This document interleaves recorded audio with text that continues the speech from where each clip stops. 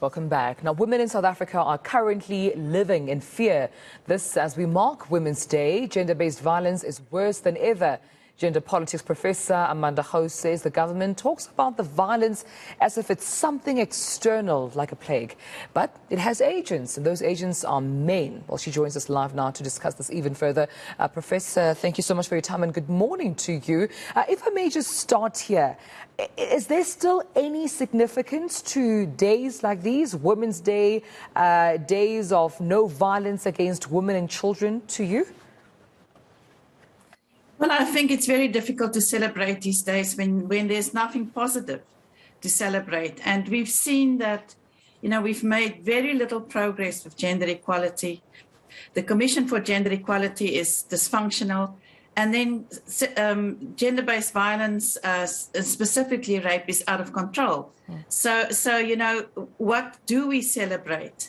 And if we limit it to 16 days of no violence, it means that, that's when we focus on it. But we live in fear for 365 days of the year. So where's government then missing the mark from their perspective? I mean, usually on days like these, we get the usual keynote addresses, we get press statements, we get promises. But where is the gap with which you think is prolonging ending GBV in this country?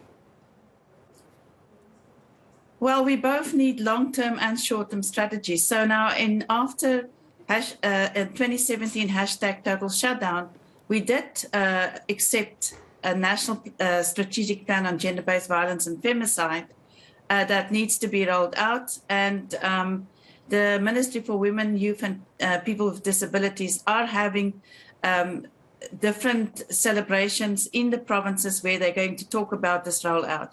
But us as citizens don't know how it's being rolled out and if it's being resourced. Now, in the short term, the government is at the policy conference of the ANC last week accepted the policy of chemical castration. And to me, that's a completely misplaced strategy. Chemical castration does not work. It's supposed to lower sexual desire, but rape is not about sexual desire. It's about power and entitlement to women's bodies. So even when somebody becomes impotent because of chemical castration, they can still rape women with bottles and sticks and other objects. And furthermore, chemical castration needs to be monitored. It has very serious side effects for those people who are being chemically castrated. And even if people are found guilty of rape, they still have rights. And those rights include the right to choice, the right to privacy, the right to bodily integrity. So this policy is unconstitutional. And research in countries where it's used has shown it does not decrease levels of rape. Because once a person is freed from jail, that has to be monitored. So who is going to monitor this? Yeah. So it's, rape is systemic and normalized, and we have to deal with the systemic nature of rape in South Africa.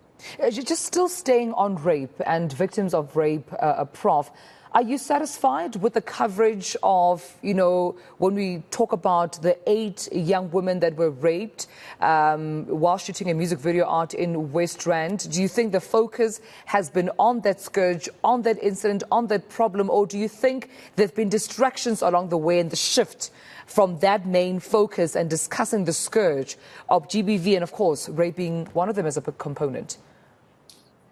Yeah, well, in this piece I've written, I said we shouldn't use the word scourge because that means it's like, there are no agents of rape and the agents are men.